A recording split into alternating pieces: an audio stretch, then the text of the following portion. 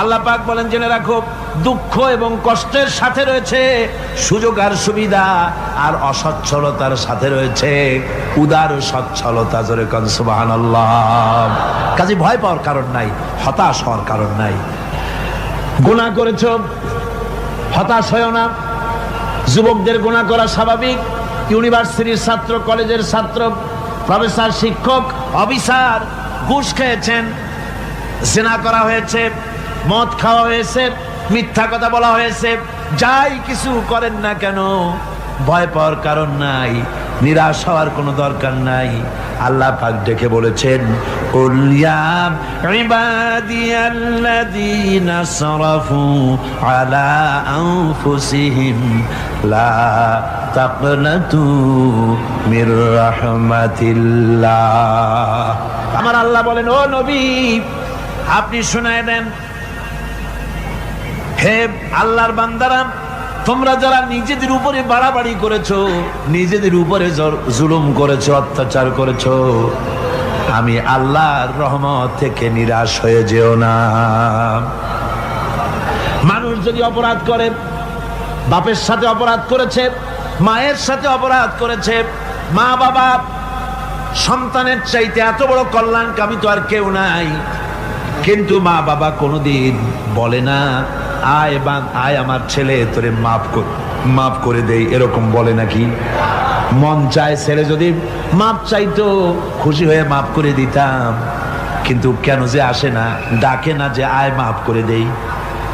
মা বাপ আপনাকে এত ভালোবাসে, সেই মা বাপও আপনাকে বলে না যে আয় মাফ করে দেই। আমার আল্লাহ হচ্ছেন এমন আল্লাহ, আল্লাহ রাব্বুল আলামিন ডাকেন, এ বান্দা খুন করেছিস ফিরে আয়, জিনা করেছিস ফিরে আয়, হত্যা করেছিস ফিরে আয়, চুরি করেছিস ফিরে আয়, কুফরি করেছিস ফিরে আয়, সুদ খেয়েছিস, ঘুষ খেয়েছিস, মদ খেয়েছিস ফিরে আয়, এসে আমার দরবারে চোখের পানি ফেল, আমার দরবারে কাঁদাকাটি কর। ইন্নাল্লাহা ইয়াগফিরুয যুনুবা জামিআ ইন্নাহু হুয়াল গফুরুর রহিম। আমার দরবারে চোখের পানি ফেলে কান, আমি রব্বুল আলামিন জিন্দেগীর গুনাহ মাফ করে দেব। সুবহানাল্লাহ কোন, সুবহানাল্লাহ কোন। আমার কাছে কান, চোখের পানি ফেল। আল্লাহ রাব্বুল আলামিনের কাছে বান্দার দুইটা ফোঁটা বেশি প্রিয়। একটা হলো জিহাদের ময়দানে যে রক্ত ফোঁটা দেওয়া হয়, এটা আল্লাহর কাছে প্রিয়। আর আল্লাহর ভয়তে গুনার জন্য লজ্জা করে, অনুশোচনা করে বান্দা যখন চোখের পানি ছেড়ে দেয়, আল্লাহর কাছে এটা অত্যন্ত প্রিয়।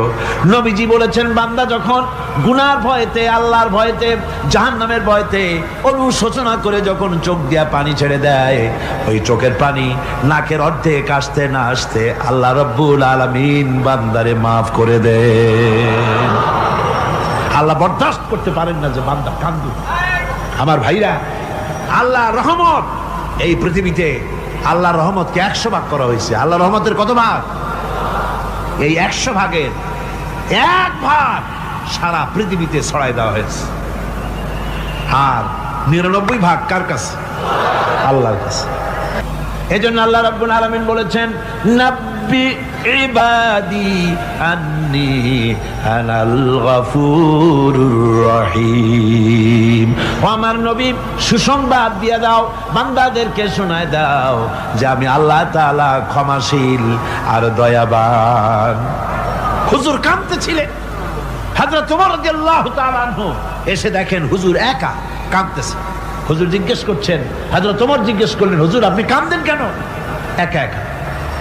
হযরত ওমর বলেন, আমি যখন প্রশ্ন করলাম, নবীজি বললেন, আমার কাছে কিছু আগে জিবরাইল এসেছিলেন। জিবরাইল এসে আমাকে বললেন, আল্লাহ পাক বলেছেন, হে আমার নবী, ইসলামের ভিতরে থেকে যে সমস্ত মানুষগুলো ইসলামের ভিতরে থেকে চুল আর দাড়ি পাকায় দিছে, কিয়ামতের দিন এই লোকগুলারে আমি শাস্তি দিতে আমার শরম হবে।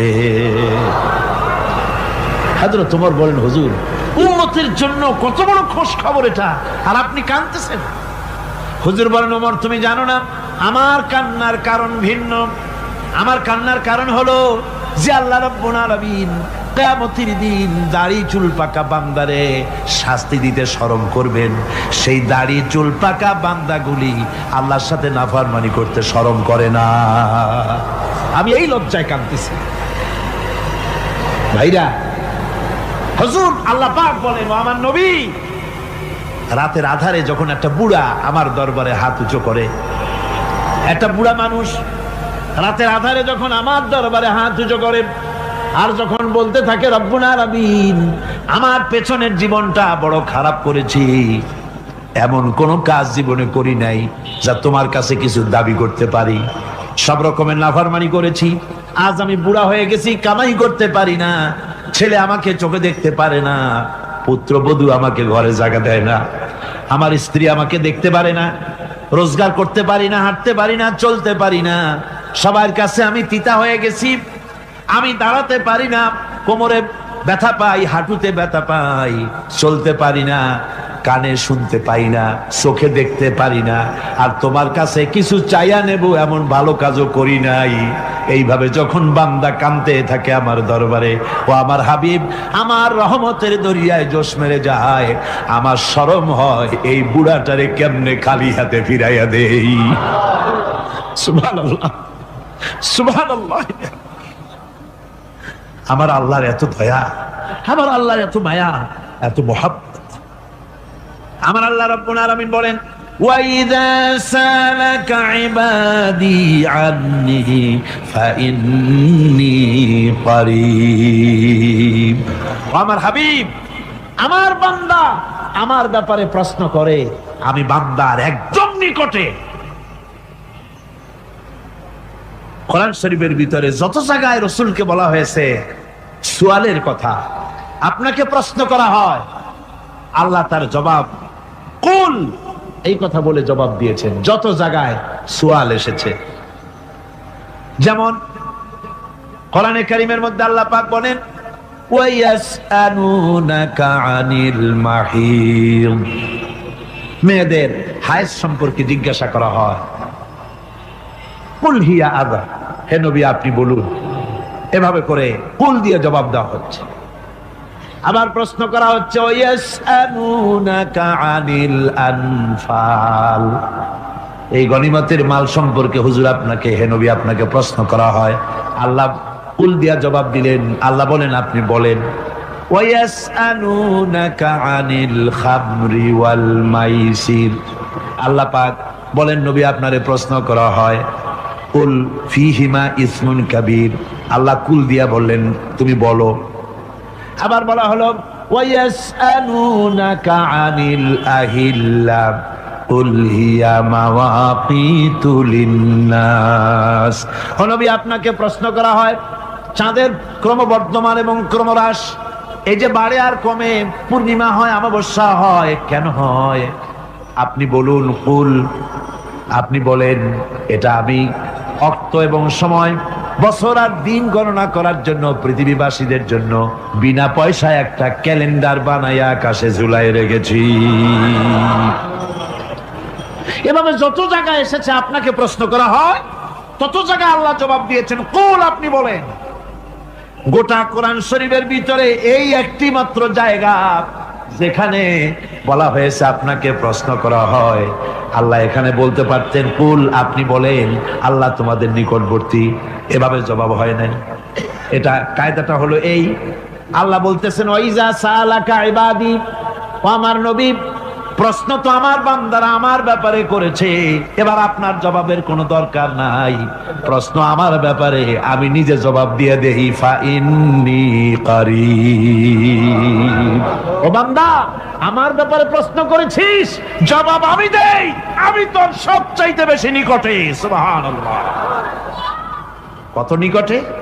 ওয়ানাহনু আকরাবু ইলাইহি মিন হাবলিল ওয়ারিদ, তোর যে রগ এই শাহরগের চাইতেও আমি তোর বেশি কাছে। সুবহানাল্লাহ, আমার ডাক, আমার ডাক কলিজা দিয়া ডাক, অন্তর দিয়ে ডাক। মনের থেকে মানুষ যদি ডাকে, মুখের ডাক আর মনের ডাক এক জিনিস নয়। দিল সে জুবাত নিকলতি হ্যায় असर रखती है पर नहीं मगर ताकते परवाज रखती है। দিল থেকে যে কথা বেরোয় তা প্রভাব বিস্তার করে, ডানা নাই কিন্তু ওড়ার ক্ষমতা রাখে।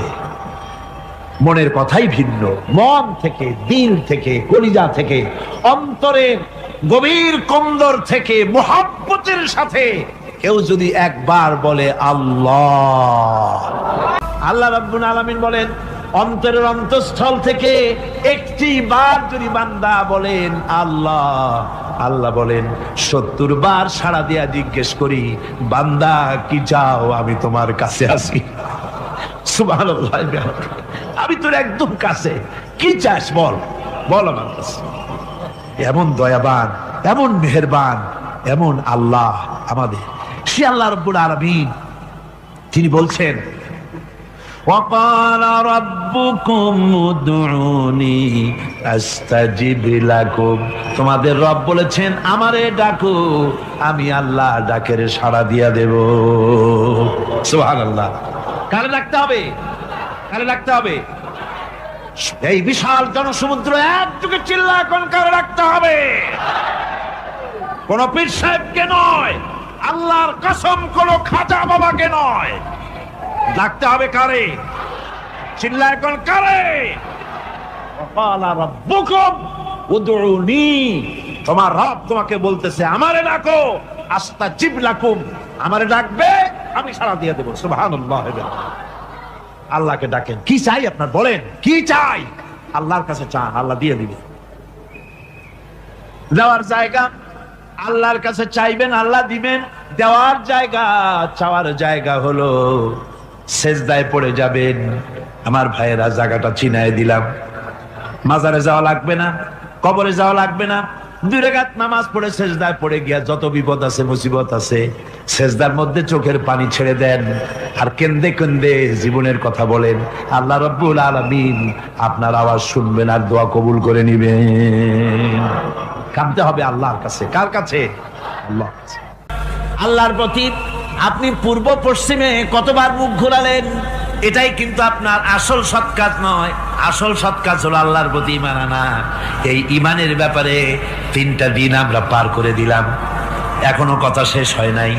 আল্লাহর প্রতি ঈমান আনলে পরে যে উপকারটা হবে 5ম নম্বরে, সেটা হলো কঠোর এবং কঠিন বিপদের ভিতরে বান্দার ভিতরে অবিচলতা এবং ধৈর্যের সৃষ্টি হয়ে যাবে। আলহামদুলিল্লাহ। কঠিন বিপদ মুসিবত আসলে পরে সে অবিচল থাকবে। সারা দুনিয়ার বিপদ আপদ, শত্রুতা, দুঃখ, কষ্ট, মুসিবত, জুলুম, নির্যাতন সবকিছু পাহাড়ের মতো উঁচু হয়ে তাকে ঘিরে ফেলবে, কিন্তু তাকে এক চুলও নাড়াতে পারবে না। কবি বলতেছেন সাথে জাকা রহা হ্যায় আসল সে তা ইমরোজ, সাথে জাকা রহা হ্যায় আসল সে তা ইমরোজ, চরাগে মুস্তফাবি সে শরারে বুলাবিস। সে আবহমান কাল থেকে শুরু করে মুস্তাফা সাল্লাল্লাহু আলাইহি ওয়াসাল্লামের দীপ শিখার সাথে আবু জাহেল, আবু লাহাবের অগ্নিস্ফুলিঙ্গের টক্কর লেগেই আছে। রাসূলুল্লাহর আল্লাহর দেওয়া এই বিধান, এই দ্বীনের বাতিটা টিম টিম করে জ্বলেছে।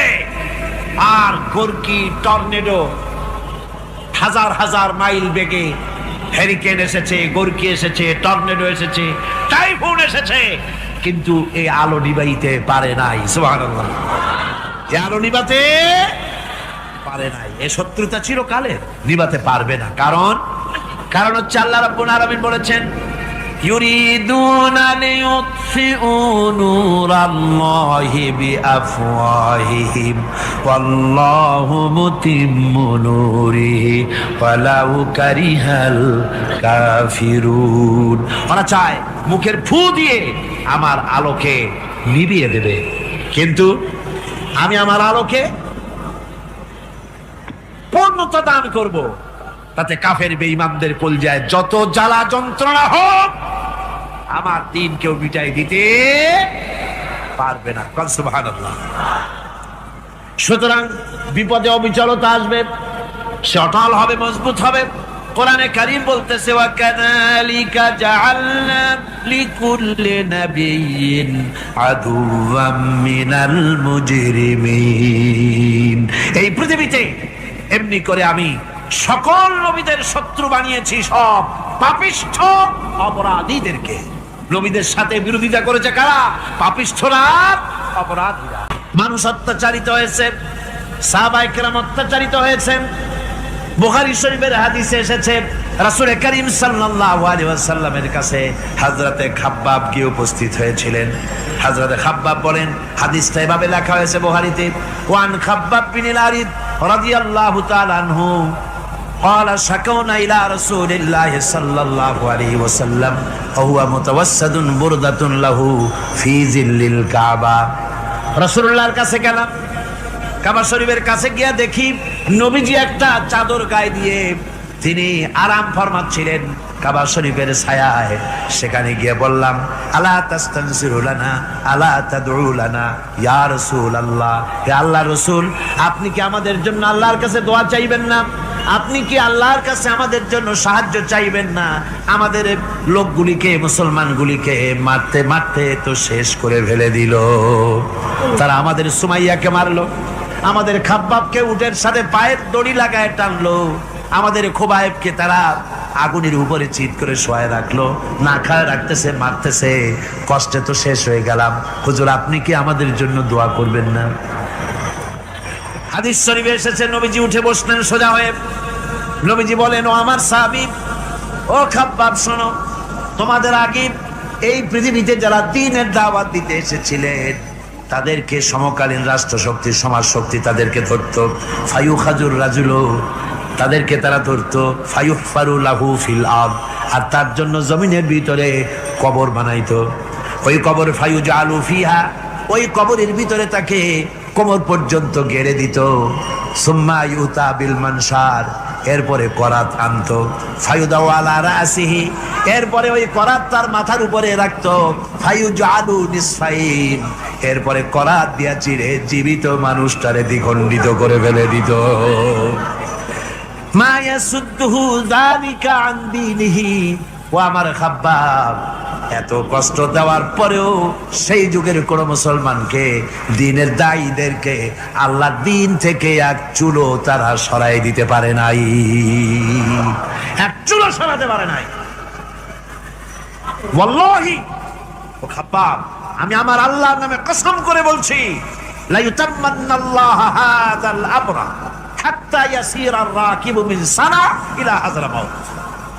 আমি কসম করে বলি, আল্লাহ রাব্বুল আলামিনের এই সানা থেকে হাজারামাউত পর্যন্ত লোকেরা যাতায়াত করবে, সুন্দরী রমণীরা গমন করবে, সদাগরেরা যাতায়াত করবে, টাকা নিয়া পয়সা নিয়া যাতায়াত করবে। তাদের মনের মধ্যে লুটের ভয়, টাকার ভয়, চুরির ভয়, ডাকাতির ভয়, জেনার ভয়, হত্যার ভয়, ধর্ষণের ভয়, কোনো ভয় থাকবে না। লা ইয়াখাফু ইল্লাল্লাহ, আল্লাহ ছাড়া কোনো ভয় থাকবে না। এমন একটা সমাজ, এমন একটা সময় আসবে। ওয়ালাকিন্নাকুম তাস্তাজিলুন, অথচ খুব তাড়াহুড়ো তোমরা করতেছো। তাড়াহুড়ো করো না, সময় আসবে ইনশাআল্লাহ। আমার ভাইয়েরা, আমার বন্ধুগণ, কঠিন বিপদে অবিচলতা এবং ধৈর্যের দৃষ্টান্ত রেখে গেছেন আম্বিয়া আলাইহিমুস সালাম। সুবহানাল্লাহ। কঠিন বিপদে অবিচলতা, দৃঢ়তা, ধৈর্য কারে বলে, তার দৃষ্টান্ত কারা রেখেছেন? আম্বিয়া আলাইহিমুস সালাম। ওনারাই আমাদের আদর্শ, নবীরাই আদর্শ। সাহাবায়ে কেরাম রিদওয়ানুল্লাহ তাআলা আলাইহিম আজমাইন আমাদের আদর্শ। ভাইরা আমার, মুসা আলাইহিস সালামকে ফেরাউন যখন ঘিরে ফেলে দিল, কোরআনের সব কথা গল্প গুজবার ইতিহাসের জন্য লেখা হয় নাই। কোরআনের মধ্যে যা লেখা হয়েছে সব বান্দাদের উপদেশের জন্য, যাতে করে লোকেরা চিরটা কাল এর থেকে উপদেশ নেওয়া নিজেদের তৈরি করতে পারে। জোরে বলেন সুবহানাল্লাহ। মুসা আলাইহিস সালামের কথা আল্লাহ বলেন, ফেরাউন তাকে ঘিরে ফেলে দিল, পালাবার রাস্তা নাই। ফালাম্মা ترى الجمعان قال أصحاب موسى إنا لمدركون। মুসা আলাইহিস সালামের উম্মতেরা বললেন, হে মুসা, পাকড়াও হয়ে গেছি, পালাবার রাস্তা নাই। তিন দিক থেকে আমাদেরকে ঘেরাও করেছে ফেরাউনের শক্তি। সামনে কি দরিয়া, আর তিন দিকে কি ঘেরাও আন্দোলন। পালাবার পথ নাই, পালাবার পথ নাই। সারাশি আক্রমণ, ঘেরাও আন্দোলন। মুসা আলাইহিস সালামকে ঘেরাও করে ফেলেছে, পালাবার উপায় নাই। একদিকে দরিয়া, তিন দিকে ফেরাউনের শক্তি। এই যে ঘেরাও টেরাও মানে নতুন তো না, ধর্মঘট নতুন না, পুরানা জিনিস। এই পৃথিবীতে সর্বপ্রথম ধর্মঘট কিসের উপরে হয়েছে জানেন? এই পৃথিবীর প্রথম ধর্মঘট হয়েছে পেঁয়াজ, রসুন আর ডাইলের উপরে। মুসা আলাইহিস সালামের জামানায় লান নাসবিরা আলা তাআমিন ওয়াহিদ, আমরা এক রকমের খাদ্য আর খাবো না, আমাদের পেঁয়াজ দেওয়া লাগবে, ডাল দেওয়া লাগবে, রসুন দেওয়া লাগবে। সর্বপ্রথম ধর্মঘট হয় মুসা আলাইহিস সালামের জামানায়, সেখান থেকে শুরু হয়েছে। তিন দিক থেকে ঘেরাও হয়ে গেছে, পালাবার কোনো রাস্তা নেই। হযরতে মুসা আলাইহিস সালামের কাছে উম্মতেরা বললেন, পালাবার তো কোনো পথ নাই, এখন উপায়টা কি? আমাদের তো আর উপায় নাই। মুসা আলাইহিস সালাম দেখেন বিপদে পড়ে গেছেন, কিন্তু ধৈর্য হারান নাই, ভয় পান নাই। ভয় পাইছিলেন? ভয় পেয়েছেন?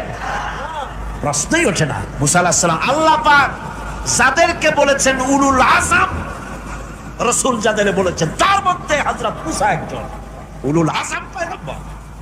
চারটিখানি কথা না, আল্লাহ কথা বলছেন তার সাথে, কালিমুল্লাহ তিনি। সুবহানাল্লাহ। কর মুসা আলাইহিস সালাম শোনালেন, কাল্লা ইন্না মাইয়া রাব্বি সায়াহদিন। কখনো নয়, আমার উম্মতেরা ভয় পেও না, আমার রব অবশ্যই আমাকে পথ দেখাবে। সুবহানাল্লাহ। তিন দিক